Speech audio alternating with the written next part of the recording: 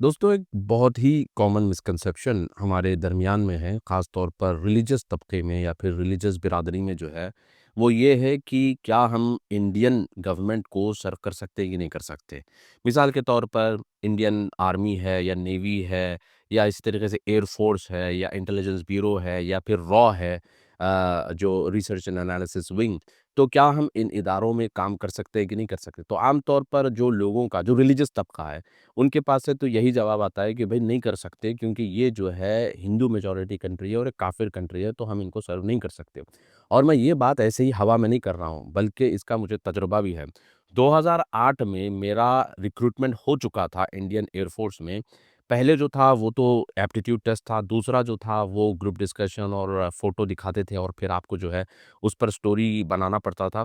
तो उस वो भी मेरा क्लियर हो गया था। जो तीसरा राउंड था वो फिज़िकल टेस्ट था, तो मैंने अपने दोस्तों से शेयर किया था। तो कुछ दोस्तों ने मुझे बताया कि भाई आपको पहले स्कॉलर से वेरीफ़ाई करना पड़ेगा। तो मैं थोड़ा-सा सरप्राइज़ हो गया। तो ठीक है, फिर मैं एक शेख के पास पहुँचा जो हैदराबाद के लोकल शेख थे।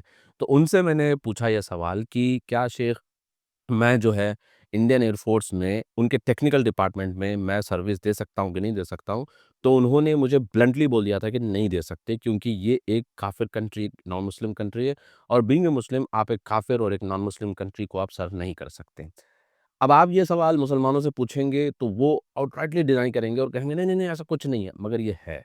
ये प्रॉब्लम है। ख़ैर, मैं आपको हज़रत यूसुफ़ अलैहिस्सलाम जो प्रॉफ़ेट जोसेफ़ के नाम से कुरान में मशहूर हैं, जिनको ज्यूज़, क्रिश्चियंस और मुस्लिम्स तीनों भी मानते हैं, उनके बारे में मैं बताता हूँ। उनके दौर का जो किंग था, जिसका नाम था वलीद बिन रय्यान, जो कि मूर्ति पूजा करने वाला और नॉन मुस्लिम किंग था। तो प्रॉफ़ेट यूसुफ़ किसी वजह से, यानी कि उनके ऊपर गलत इल्ज़ाम लगाए गए थे, फ़ेक चार्जेस की बुनियाद पर, उनको जेल में रखा गया। तकरीबन वो जो है बाज़ रिवायात के हिसाब से 3 साल, बाज़ रिवायत से 7 साल, बाज़ रिवायत के हिसाब से 13 साल जेल में रहे और जेल से निकलने के बाद उन्होंने एक रिकमेंडेशन गवर्नमेंट को दिया कि किस तरह से वहाँ की इकोनॉमी को सुधारा जा सकता है। उन्होंने रिकमेंडेशन दिया था कि 7 साल सेविंग करेंगे, फिर 7 साल जो है वही सेविंग काम आएगी और फिर इस तरह से जो है इजिप्ट की कंट्री की इकोनॉमी को हम सस्टेन कर सकते हैं। ये रिकमेंडेशन उनका काफ़ी पसंद आया वलीद बिन रय्यान को और फिर उनको फाइनेंस मिनिस्टर के तौर पर उसने रिक्रूट कर लिया। देखिए, प्रॉफ़ेट यूसुफ़ वो क्या थे? वो मुस्लिम थे, ठीक है? मगर उन्होंने सर्विस किसको दी?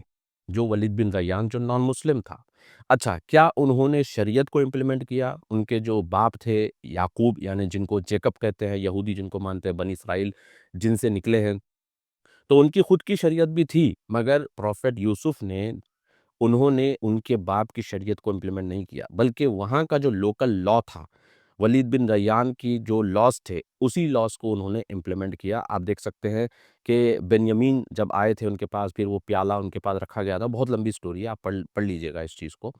तो इससे आपको अंदाज़ा लगता है कि there is no harm, there is no uh, there is no problem serving a non Muslim country या नॉन मुस्लिम गवर्नमेंट। तो आप अगर इंडियन हैं, तो आप बिल्कुल फ्री ऑफ माइंड आप गवर्नमेंट को सर्व कर सकते हैं। अगर आप ब्रिटेन में रहते हैं, ब्रिटेन में एक बंदा है जिसको मैं जानता हूँ, जिसका नाम है अबू खदीजा अब्दुल वहीद।